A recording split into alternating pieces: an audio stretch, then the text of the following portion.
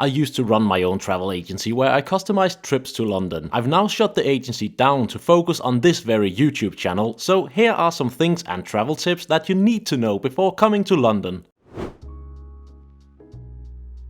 Tipping isn't really a thing in London. If you're really happy with the service at a restaurant, you could tip your waiter, but just know that almost all restaurants have started adding a 12.5% service charge to your bill. This is, in my opinion, such an annoying move, but you can actually just ask the staff to remove the service charge from the bill, because as far as I understand, the service charge just goes straight to the business, whereas if you actually tip your waiter, that person will get the money or the staff will share it. Cars don't stop for silly tourists. London has some very pretty parts and you may be on your holiday, but this is a functioning city and not a Disney World. The drivers in London don't stop if you try and rush over the street, so please be careful, especially because, as you know, they drive on the left-hand side and it just tends to confuse tourists so much. Be aware of your surroundings on the tube. Again, people use the tube to get to work and the trains are actually tiny, so don't stand right in front of the doors with your big backpack. Take it off and let people get on and off the tube. Take a moment to figure out airport transportation. Heathrow and London City Airport are easy enough, but Stansted, Gatwick and London Luton Airport aren't actually located in London, so it's a good idea to spend a few minutes figuring out how to get from the airport to your hotel so you don't walk out of the plane and don't have a clue.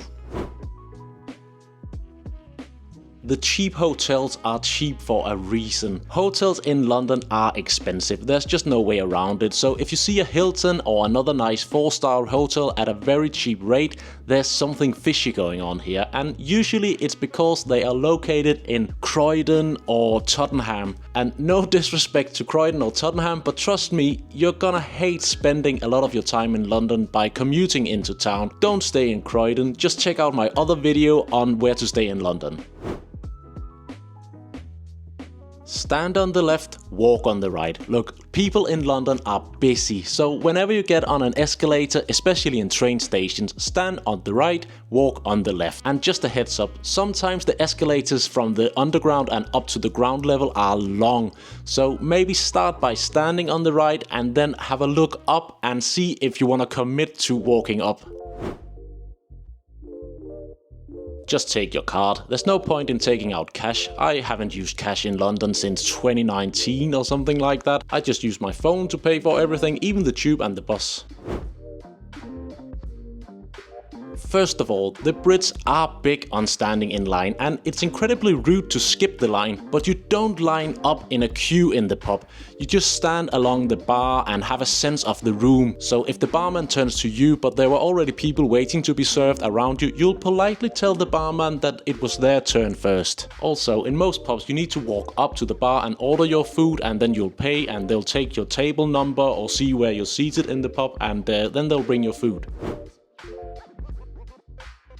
Don't assume it's always raining. I've had some incredible summer holidays in London with over 25 degrees and well sunny days. I also just looked it up and apparently Paris gets more rain than London, so you can't just assume that the weather will be grey and miserable at time. Level 8 sent me this suitcase to test out and I agreed to share it with you guys if I liked it. And boy, do I like this one. I go on quite a few weekend breaks where I usually only take a carry-on suitcase, and one thing I always find super annoying is how hard it is to reach stuff in the suitcase. For example, when you need to take out your liquids in the security check, or when you found your seat in the airplane and want to take out your laptop. But this bad boy, the Grace expandable suitcase from Level 8, eliminates that annoyance. I can just tell that the suitcase is of really great quality, and that's also what over 6,000 reviews on Amazon say. So check the link in the description. They're having a massive Black Friday and Cyber Monday sale at the moment, and if you use my code, you'll get an even bigger discount at over.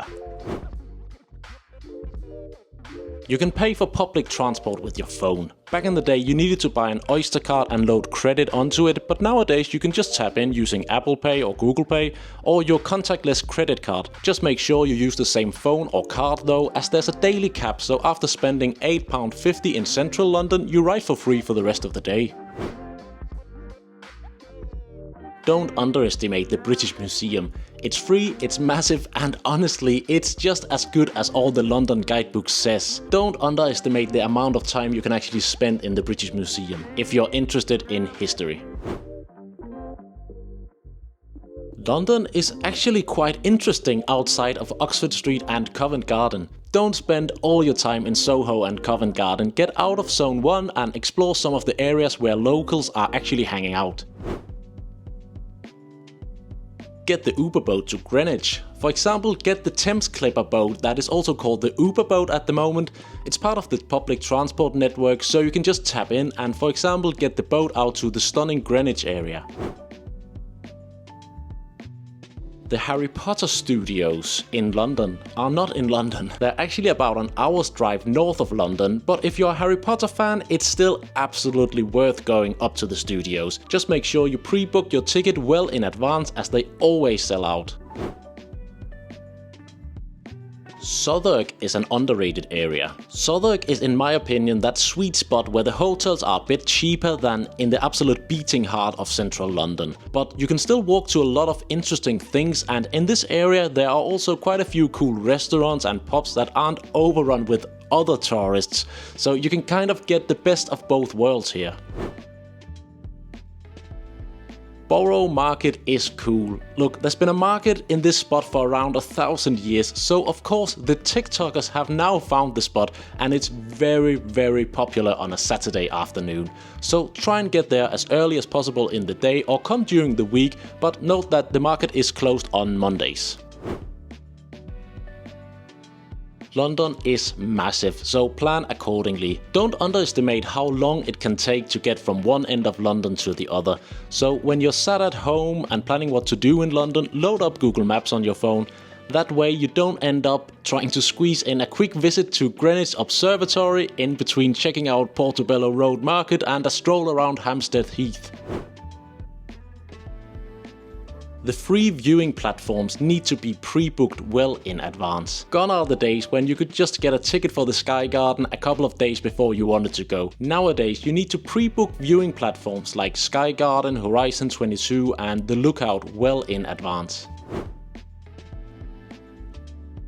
Yes, London is expensive, but do as the locals. If you want to save a bit of cash in London, you could get lunch as the local office workers do. So head to the nearest Sainsbury's or Tesco and get a meal deal. Usually you get a drink, a sandwich and a little bag of crisps for around £5, which is less than you'll be paying for a pint in a pub.